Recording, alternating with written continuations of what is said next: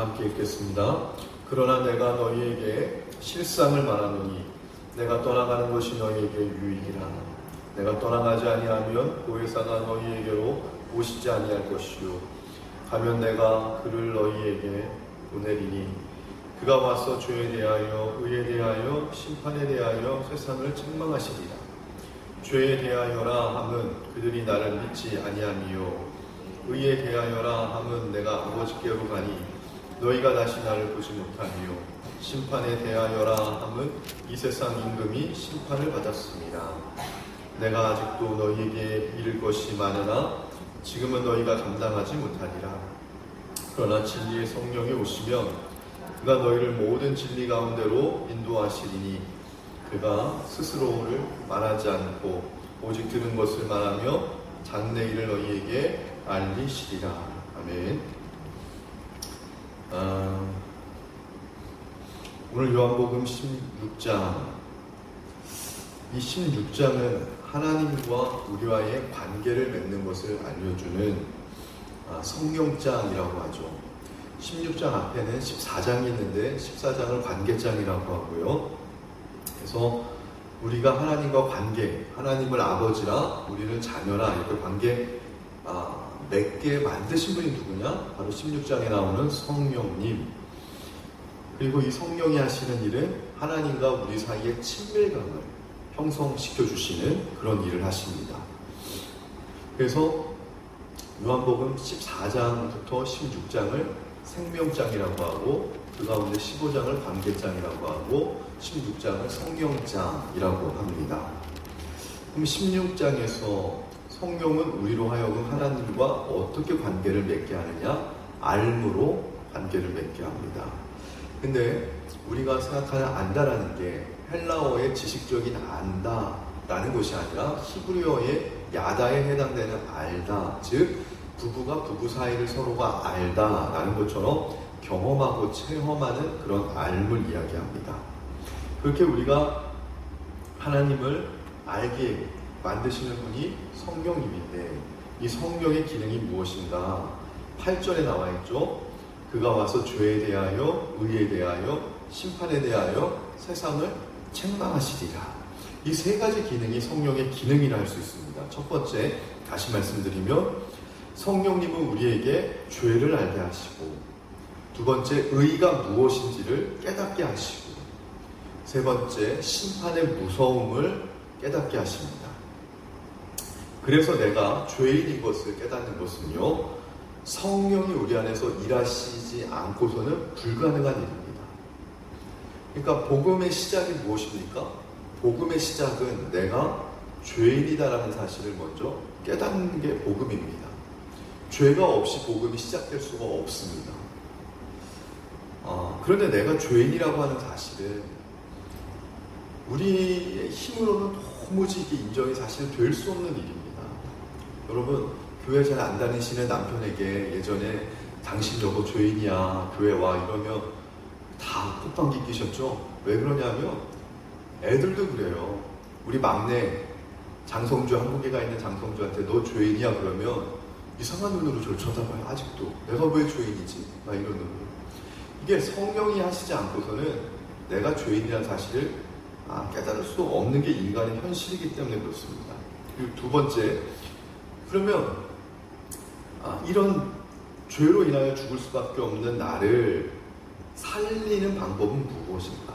이게 하나님의 의만 나를 살릴 수 있는데 죽을 수밖에 없는 죄로부터 나를 살리는 유일한 하나님의 의가 바로 십자가다.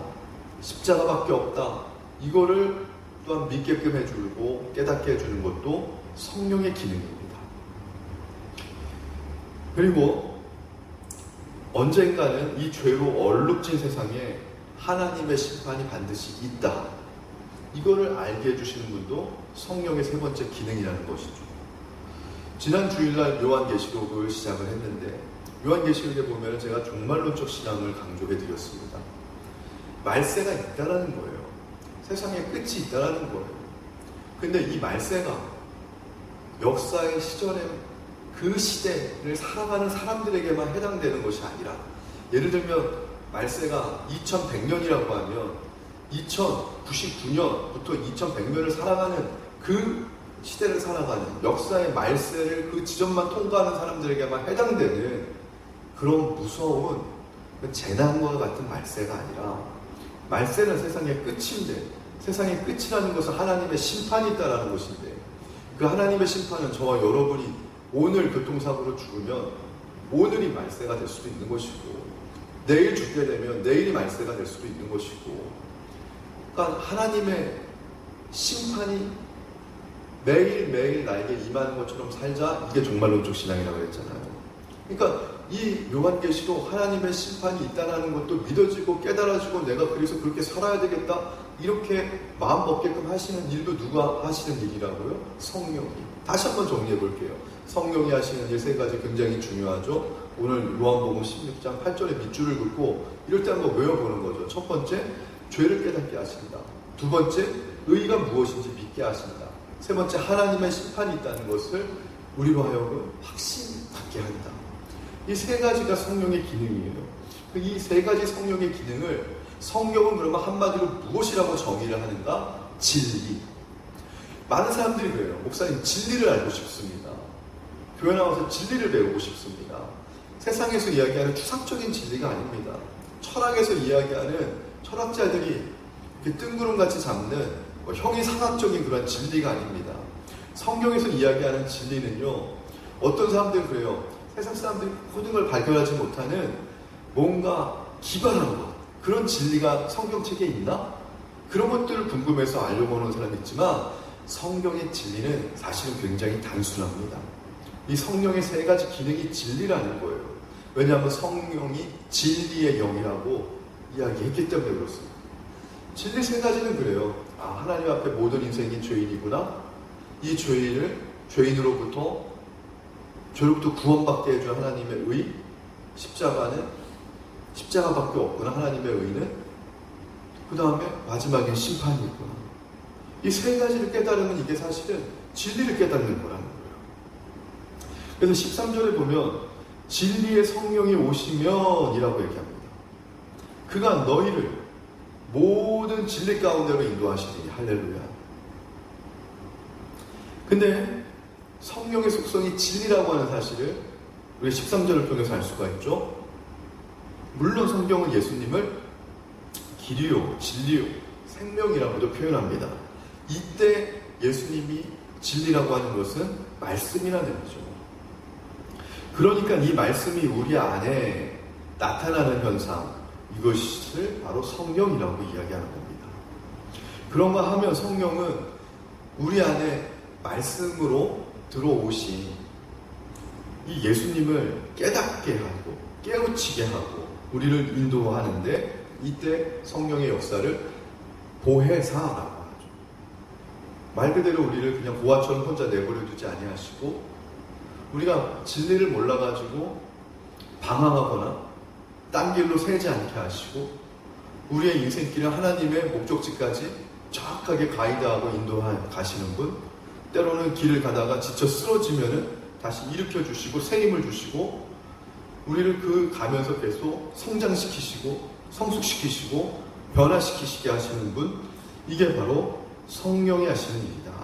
진리의 영이 이게 하는 일이다. 그러면 진리의 영인 성령님이 저와 여러분의 마음속에 오셔서 우리의 인생을 끌어간다면 우리의 삶은 어떠한 삶이라고 정의할 수 있죠? 진리의 삶입니다. 저와 여러분이 예수님을 믿고 진리가 되시는 예수님의 말씀을 통해서 구원을 받고, 진리의 영이신 성령의 인도함을 통해, 보혜사 되시는 성령의 가이드라인을 통해 천성을 향해 걸어가는 길이 진리의 인생인 거예요. 믿으시기 바랍니다. 진리의 삶을 사는 거예요. 진리의 군사가 되어야 되는 거예요. 근데 세상은 이런 진리를 깨닫지 못한대요. 그러니까는 진리가 어떻게 돼요? 8절에 진리가 와서 의에 대하여, 죄에 대하여, 심판에 대하여 세상을 책망한다는 거예요. 여기서 죄라고 하는 것은 불신, 믿지 않는다는 것을 의미하는데요. 그럼 반대로 성령이 내 안에 들어오게 되면 어떤 현상이 벌어지죠? 하나님을 믿는 신앙, 이게 형성하게 되죠. 그래서 내가 믿는지 안 믿는지를 어떻게 할 수 있냐면 성령이 내 안에서 일하시면 내가 믿는 것이고, 성령이 내 안에서 일하시지 않으면 내가 믿는다고 착각만 할 뿐이지 믿지 못하는 것이죠. 유기성 목사님의 예를 보면은 굉장히 간단하고 도전이 돼요. 지난번에 한번 어느 교회 부흥에 얼마 전에 가셨는데 삼척 큰빛교회인가요? 마지막 날 이렇게 점검을 하시더라고요. 여러분 정말 예수님 믿고 구원 받으셨어요? 그러니까 다 아멘해요. 그러면 원수를 사랑하시겠네요? 그러니까 성도들이 아멘을 아무도 못해요. 근데 어떻게 예수님을 믿고 구원받는다고 그렇게 말씀하세요? 그래요. 너무너무나 단순해요, 그분의 말씀은. 우리도 한번 해볼까요? 여러분 예수님 믿고 구원 받으셨습니까? 그러면 지금 원수를 용서하는 것뿐만이 아니라 사랑하시겠네요? 아멘이 안 나오는데 어떻게 여러분 예수님을 믿고 구원받았다라고 확신하세요? 이게 유기성 목사님 논리예요. 간단하게 보면 1시간짜리 논리인데. 근데 그거를 잔잔하게 설명해 드리는데 성도들이 은혜를 받아요. 큰 은혜. 왜냐하면 나의 부족함이 무엇인지를 다시 한번 점검하게 되니까. 근데 그 일을 제가 오늘 제 말씀의 표현대로 하면 성령이 우리 안에 역사하시면 원수를 사랑하십니까? 아멘 나온다니까요. 성령이 내 안에서 일하시는지 일하시지 않는지. 성령이 일하시지 않고도 내가 믿음이 있다라고 얼마든지 착할 수 있다는 것이죠. 또 하나의 질문 한번 던져볼까요? 여러분이 죄로부터 구원받는 게 더 쉬운 일일까요?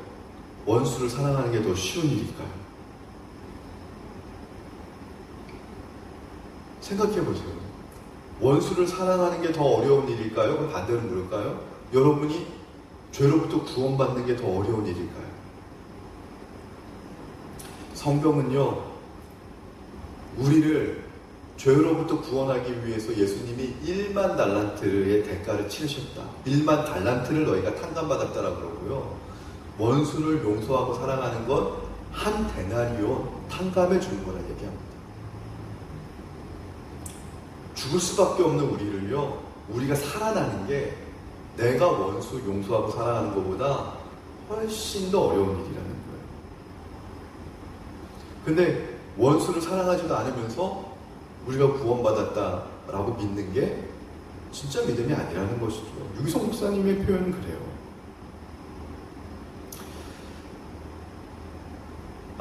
어떤 목사님이 그런 얘기를 하시더라고요. 은퇴하신 목사님인데 내가 은퇴를 하고 보니까 교회는 안 변해. 성도는 안 변해. 저 사실 이 얘기 많이 들었습니다. 그래서 제가요, 참으로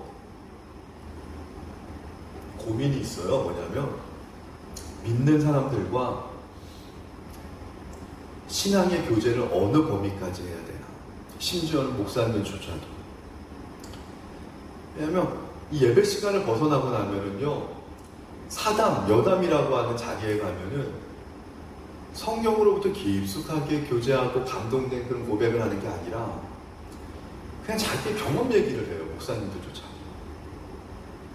또 목사님이랑 친하다라고 하는 성도님들은 그런 목사님들의 사견, 그런 경험을 이야기하고 그런 얘기를 들으면서 거기서 또 신앙을 또 정립을 하는 희한한 분들이 있어요. 그러니까 이런 것들이 굉장히 영적으로 유익하지 못합니다. 사실. 굉장히 조심해야 되거든요. 저는 사실 많이 들었어요. 장 목사, 목회 열심히 할 필요 없어. 왜요? 성도들 안 변하더라. 은퇴하시는 목사님이 그런 얘기 하신다니까요. 감독님들 가운데도 이런 얘기 하시는 감독님 많다니까요. 왜 드브로 권사님 이런 얘기 처음 들어보시나요? 네? 많이 들었죠? 네. 어떻게 생각하세요? 그게 맞는 것 같아요? 틀린 것 같아요? 맞아요? 사람 안 변해요? 우리 드브로 권사님 예수님 믿고 구원받은 거 맞으세요? 저도요, 솔직히 어쩔 때는 목회하다가 그게 맞는 것 같아요. 진짜 전에 사역하는 교회에서도 저분은 예수님이 재림하셔도 안 변할 것 같은 분이 있는 것 같은 그런 느낌을 주는 분들을 간혹 만날 때마다 그게 맞는 것 같아요. 진짜 사람은 안 변하나? 난 왜 목회를 하고 말씀을 가르치지? 말씀을 너무 열심히 가르칠 필요가 없대요. 저한테 또. 어떤 목사님은 그래요. 장 목사, 설교는 어차피 성도들이 말씀 배운다고 안 변하니까 그때만 변하는 것 같지 문 밖에 나가는 순간 안 변한다? 빨리 끝내줘. 그럼 좋아해. 빨리 끝내달래. 그리고 몇 분 해야 돼요? 그러니까 어떤 분은 25분, 어떤 분은 30분. 아니다. 25분 하면 너무 성의 없고 30분 넘어가면 긴 것 같으니까 28분. 야, 정말 뭐 이런 것까지도 목사님들 고민할 정도로요. 선배님들 얘기 들으면 재밌어요. 저도요, 때로는 한번 그 시간을 지켜봤어요. 근데 그런다고 뭔 의미가 있냐 이런 생각이 들어요. 안 변하거든요. 근데 오늘 말씀을 또 하면서 제가 회개를 많이 했어요. 회개를 많이 했던 게 무엇이냐면, 정말 이게 맞다라면 여러분 교회 왜 나오세요? 교회 아무리 나와도 변화되지 않는다라면 여러분이 교회를 왜 나오세요? 그럼 저는 여기서 말씀을 왜 전해야 합니까? 물론 제가 목회하는 데에서 제가 능력이 없어서 변하는 사람이 한 명도 안 나올지도 모르죠. 하지만 그거는 하나님이 하신 일이고 나의 믿음의 고백은 성서적이어야 되지 않나. 할렐루야. 그러니까 저와 여러분의 믿음의 고백이 오늘 좀 성서적으로 확실하게 좀 정리가 됐으면 좋겠어요. 할렐루야. 과연 사람은 변할 수 있나? 아니, 교인은 변할 수 있나? 교인이 과연 신앙생활을 오래 해서 변할 수 있나 없나? 말씀을 드릴게요. 고린도 교회에서 아볼로라고 하는 사람이 있었어요. 아볼로라고 하는 사람이 말씀을 꿰고 있는 사람이었어요. 어느 정도 말씀을 꿰었냐면 구약을 절절절절 외웠어요. 아주 구약의 말씀을 또 상세하게 잘 가르치는 은사까지 있었어요. 그러니까 오죽하면 고린도 교인들이 이 아볼로 선생님한테 환호합니다. 사람들이 몰려들어서 아볼로파라는 게 생겼어요. 실제적으로 고린도 교회에. 근데 사도 바울이 보니까 사도행전에서 사도 바울이 이렇게 표현합니다. 아볼로는 성경을 모르는 사람이라. 성경을 모르는데도 구약 성경을 줄줄줄 외우고 있었다는 거예요. 심지어 잘 가르치기도 했다는 거예요. 성경을 이렇게 사람들이 환호할 정도로 가르쳐서 자신의 무리를 만들 정도의 사람인데 사도 바울이 볼 땐 절대 아볼로는 성경을 몰랐다라는 거예요. 이게 무슨 말입니까?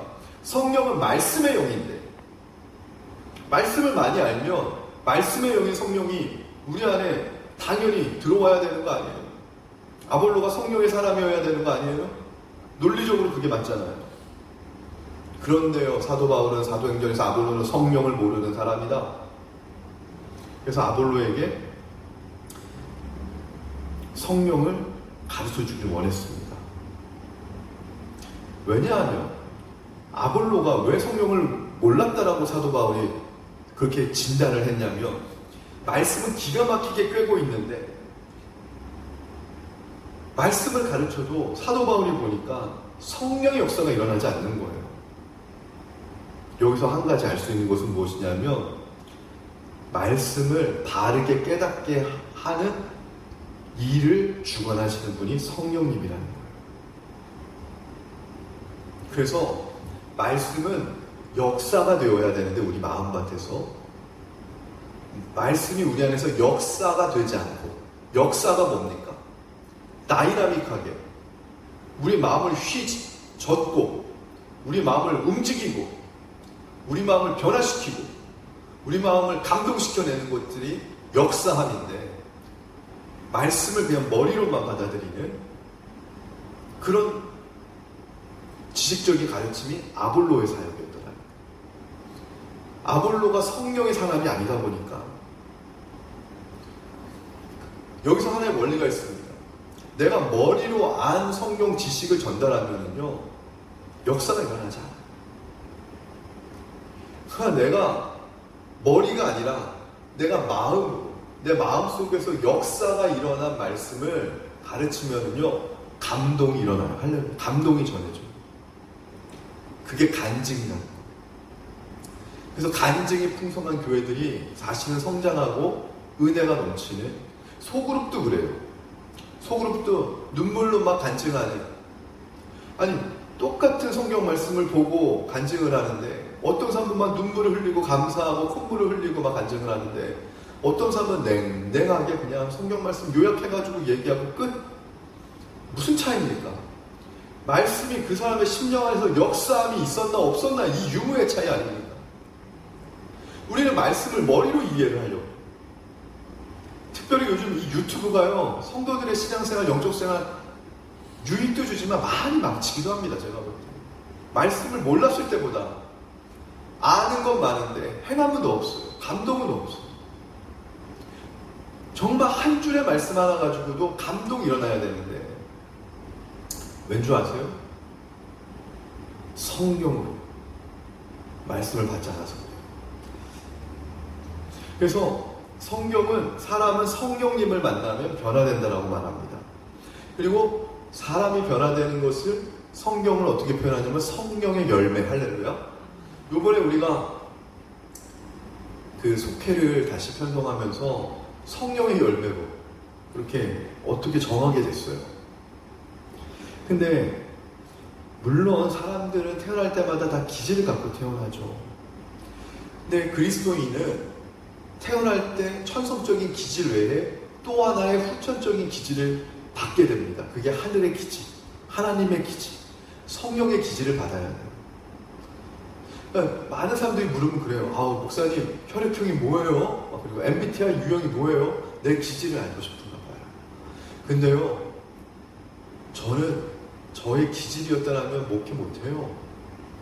하나님이 계속적으로 저의 기질을 말씀을 통해 성령의 감동을 통해 바꿔주셨어요.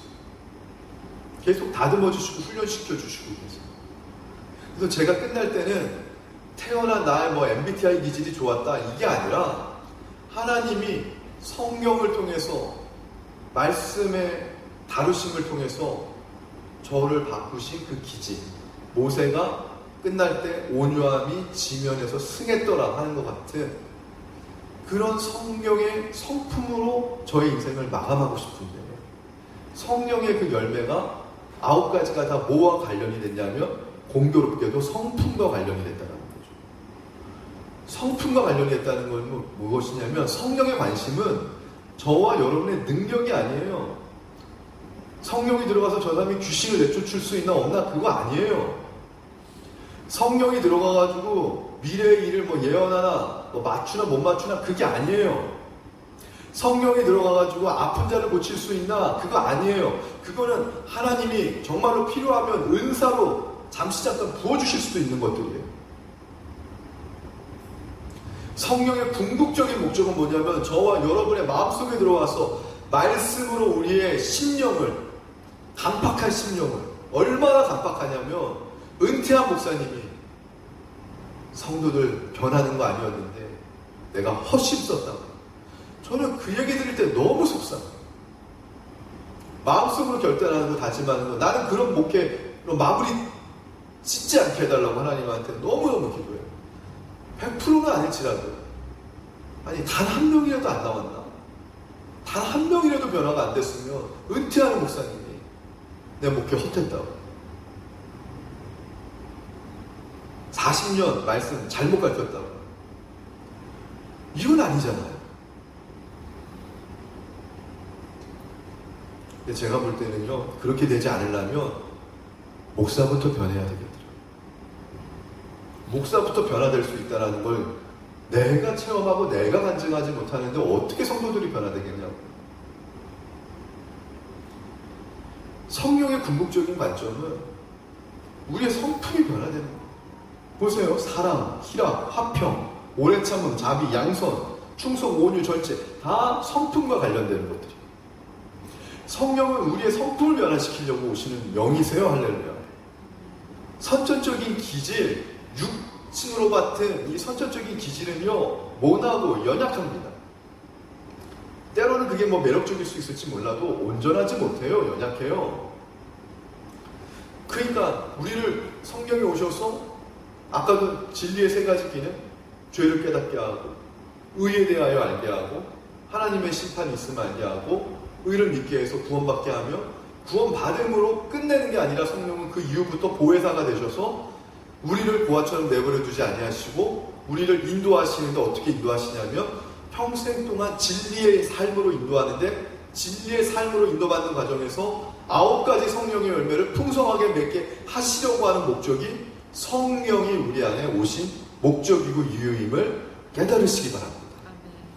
말씀을 알지 못하고 목회를 하면 목회도 제가 볼 때는 늘 공회전과 같겠죠. 울리는 꽹과리가 같겠죠. 뭐 행사하면 요란하게 막 올라갔다가 또 뭐 이 사람 저 사람 빠지면 훅 가라앉고, 우리 인생도 그런 기복적인 인생 살고 싶지 않지 않습니까?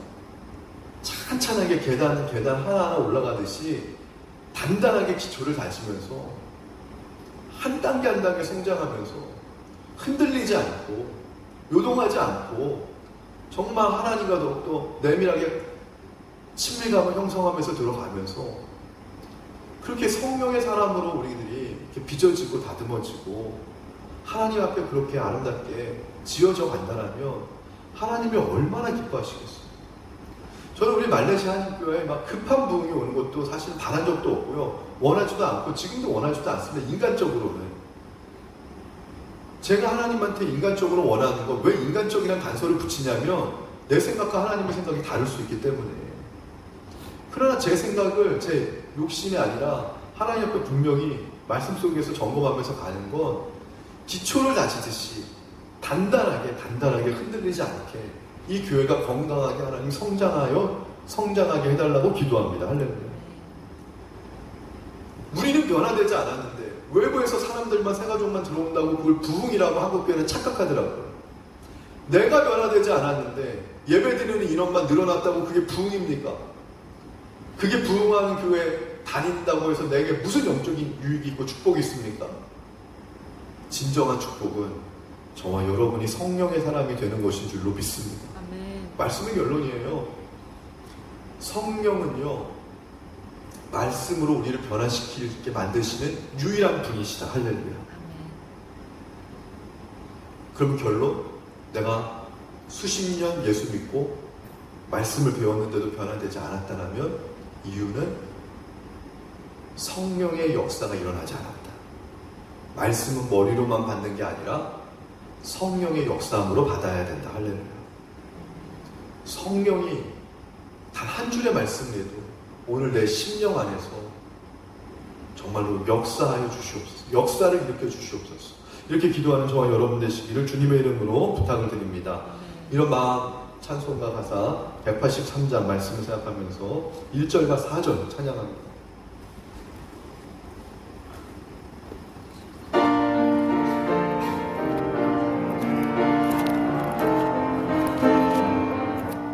빈들의 마른 불같이 시들은 나의 영혼, 주님이 약속한 성령 간절히 기다리네. 가물어 메마른 땅에 단비를 내리시는 성령의 단비를 새 생명 주옵소서. 참되신 사랑의 언약 얻을 수 있사오랴. 오늘의 흡족한 은혜 주실 줄 믿습니다. 가물어 메마른 땅에 단비를 내리시는 성령의 단비를 새 생명 주옵소서.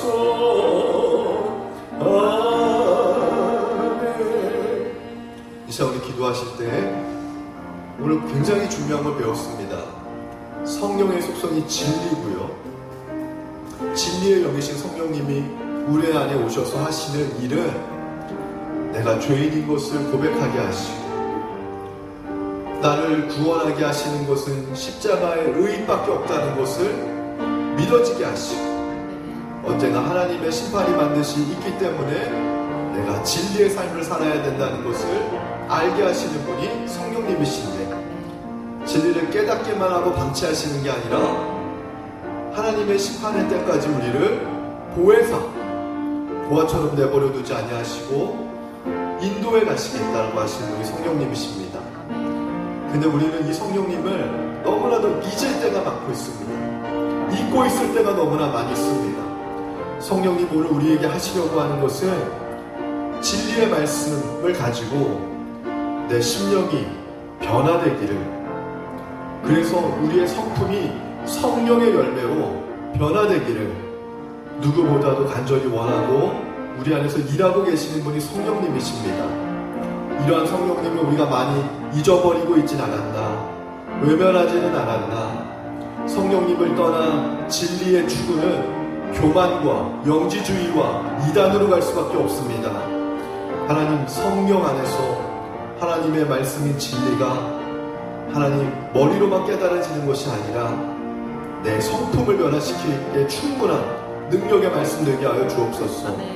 성령의 9가지 열매가 성경은 복수형을 쓰는 게 아니라 단수형을 씁니다. 성령의 9가지 열매들은이 아니라 성령의 열매는 왜 단수형을 쓸까요? 성령 한 분이 우리 안에서 9가지 열매를 맺게 하시는 일을 하시기 때문에 복수형을 쓰는 게 아니라 단수형을 쓰는 겁니다. 그러므로 성령이 우리 안에서 성품적으로 열매를 맺으시면 필요에 따라 사랑의 열매도 맺고 필요에 따라 절제도 열매도 맺고 절제와 사랑의 열매를 맺게 하시는 한 분은 오직 성령이 한 분밖에 없습니다. 성령을 우리가 충만하게 모시게 되면 필요에 따라 희락의 열매도 양선의 열매도 충성의 열매도 성령이 충분히 우리 안에서 맺게 하실 수 있는 분입니다. 나는 사랑은 많지만 절제가 없어. 하나, 이건 인간적인 생각입니다. 다 성령께서 우리 안에서 성품의 열매를 빚으실 수 있도록 충분히 일하실 수 있는데, 문제는 우리가 그 성령의 능력을 인정하는가, 성령이 나의 성품을 변화시킬 수 있는 분임을 인정하는가. 이걸 믿지 못하면 우리의 믿음이 인도라고 하면서도 실은 반쪽짜리 믿음에 지날 수밖에 없습니다. 우리가 변화되지 못하는 이유, 성령을 온전히 믿지 못하기 때문입니다. 이 시간 주님의 이름 3번 외치고 성령을 온전히 믿고 받아들임으로 하나님 말씀으로 내가 변화되게 성령의 열매를 맺는 삶이 되게 해달라고 기도하시다 돌아갑니다. 주여 주여 주여. 할렐루야. 사랑과 내가 충만하신 하나님 아버지 은혜 감사합니다. 하나님, 우리가 성령의 9가지 열매 사이와 오자양 충원절 하나님 아버지시여 이 열매들 하나님 아버지 나를 맺기를 원합니다. 하나님 말씀이 하나님 아버지 진리인 듯 진리를 여기신 성령이 아니고서 이 말씀이 어떻게 나에게 살이 되고 피가 될 수 있겠습니까? 아버지 정말로 말씀 머리로만 하고 하나님 아버지 이렇게 지나갔던 하나님 나의 지나가는 연약함을 긍휼히 여겨주시옵소서. 아버지 긍휼히 여겨주시옵소서. 주께서 하나님 아버지 함께 하여 주시옵소서. 아버지 않겠습니다. 하나님 아버지 정말로 오늘도 귀한 말씀을 주셨으니 이제는 성령님을 내가 잊지 않게